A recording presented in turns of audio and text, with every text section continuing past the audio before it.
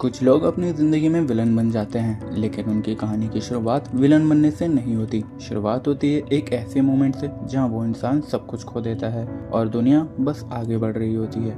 तो आज हम जानेंगे किलमॉन्गर के बारे में, जहां पे उसका विलन बनने का भी सफ़र कुछ ऐसे ही होता है। तो किलमॉन्गर की कहानी की शुरुआत किसी वॉर से नहीं होती, ना ही वकांडा से, बल्कि एक खाली अपार्टमेंट से होती है।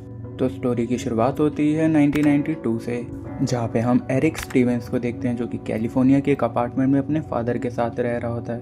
और उसके फादर का नाम होता है एनजोबू, जो कि वकांडा के प्रिंस होते हैं। और उन्होंने ही एरिक को वकांडा के बारे में इंट्रोड्यूस किया होता है। एक ऐसी दुनिया के बारे में बताया होता है जहाँ से एरिक बिलोंग करता है। एक ऐसी जगह जो सिर्फ उसके लिए एक कंट्री नहीं है, एक होप है। What did you find? Your home. लेकिन एक दिन सब कुछ बदल जाता है और एरिक अपने फादर को खो देता है। लेकिन सबसे पेनफुल बात ये होती है कि उसके बाद कोई नहीं आता, ना वकांडा, ना ही कोई फैमिली और ना ही कोई एक्सप्लेनेशन मिलता उसे। मिलता है तो बस सिर्फ साइलेंस।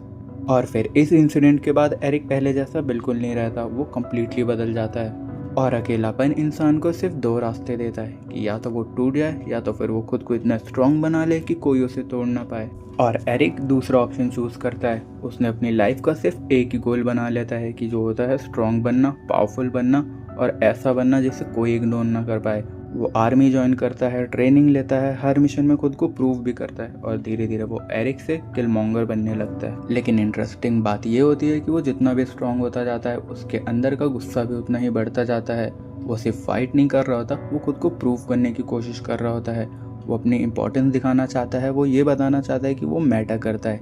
और यही फीलिंग उसके पूरी लाइफ को कंट्रोल कर रही होती है।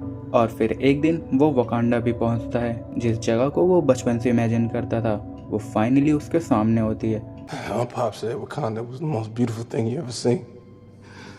लेकिन इस बारी वो अपना घर ढूंढने नहीं आया था, वो आंसर लेने आया था। किलमॉन्गर के लिए वकांडा एक किंगडम नहीं था, वो एक टेस्ट था, एक जगह जहां वो फाइनली प्रूव करना चाहता था कि वो यहीं से बिलोंग करता है। Oh, I ain't requesting nothing.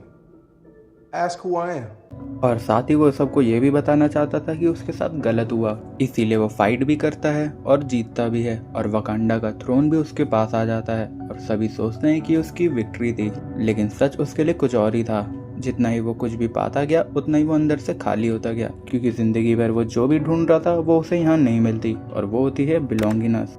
अगर सिंपल वर्ड में समझे तो किलमॉन्गर का गोल सिर्फ वकांडा का थ्रोन नहीं था, वो चाहता था कि दुनिया उसे देखे, उसे एक्सेप्ट करे, और उसकी ये फीलिंग कभी खत्म नहीं होती। उसका हर डिसीजन के पीछे यही एक हिडन गोल होता है। पर प्रॉब्लम ये थी कि वो पूरी दुनिया को प्रूव करना चाहता था, जबकि असल फाइट उसके अंदर ही चल रही थी। किलमॉन्गर की कहानी सिर्फ एक विलन की स्टोरी नहीं होती है, वो एक ऐसे लड़की की स्टोरी होती है जो बस ये समझाना चाहता था कि उसके साथ जो भी हुआ वो गलत हुआ।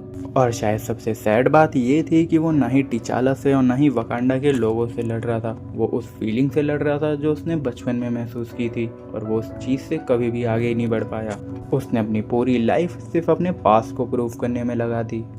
I lived my entire life waiting for this moment. लेकिन एंड में वो उसमें भी फेल हो जाता है।